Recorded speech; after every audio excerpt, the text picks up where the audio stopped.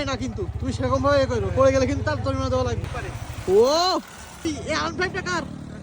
এ ভাই ভেঙে চুরি দেবে কিন্তু ভাই। আল্লাহু আকবার।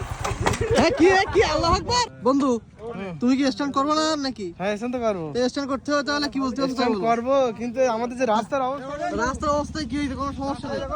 অয়েল সিল দুইটা দেখাও একটু। ওরে বন্ধু, আমার এই বন্ধুর গাড়িতে সে অয়েল সেল রে, কি অবস্থা রে ভাই। অয়েল সিল কি কষ্ট। অয়েল সিল ডিরেক্ট তোমার দেখো অয়েল গুলো রে সব দেখো, এই চাকায় মার্কেটে, তারপর তোমার এই যে ডিক্সি ক্যালিবার সব জায়গায়। তাহলে তো আজকে স্ট্যান্ড করতে ঝামেলা হয়ে যাবে। ঝামেলা মোটে হচ্ছেই না। তাহলে কি করবো তাহলে এখন?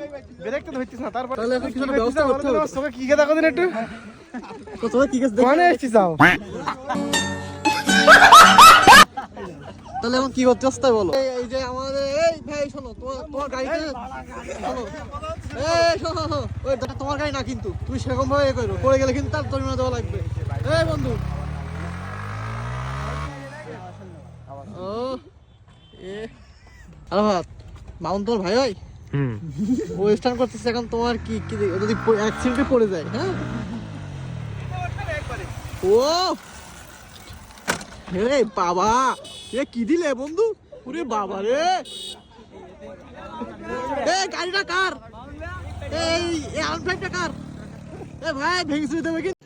रुको जरा सबर करो। এই যে আসছিস আমার বন্ধু দিছে রে। রে বাবা, আল্লাহু আকবার। হ্যাঁ কি আল্লাহু আকবার। এ ভাই কি বললে?